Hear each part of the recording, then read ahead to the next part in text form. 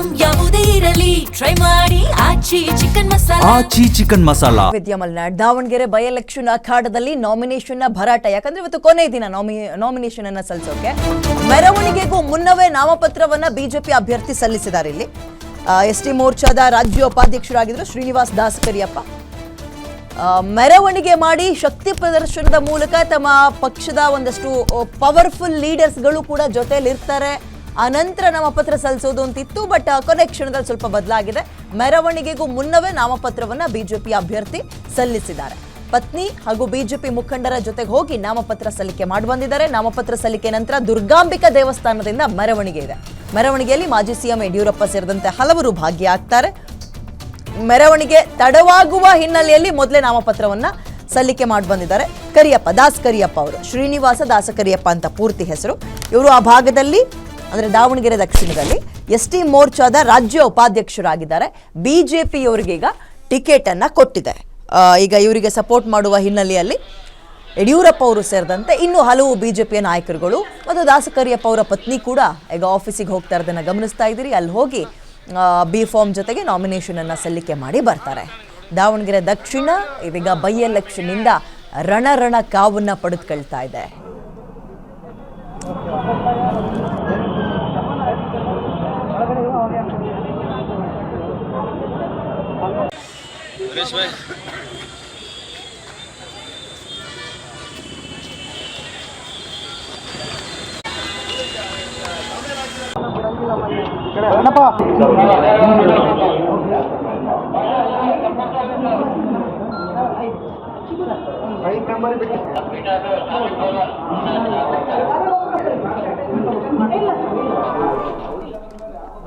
ದಾವಣಗೆರೆ ಮತ್ತು ಬಾಗಲಕೋಟೆ ವಿಧಾನಸಭಾ ಕ್ಷೇತ್ರಗಳಿಗೆ 9ನೇ ತಾರೀಕು ಉಪಚುನಾವಣೆ ನಡೀತಾ ಇದೆ. ಅದಕ್ಕೋಸ್ಕರ ಕಣ ಕೂಡ ಸಿದ್ಧವಾಗಿದೆ.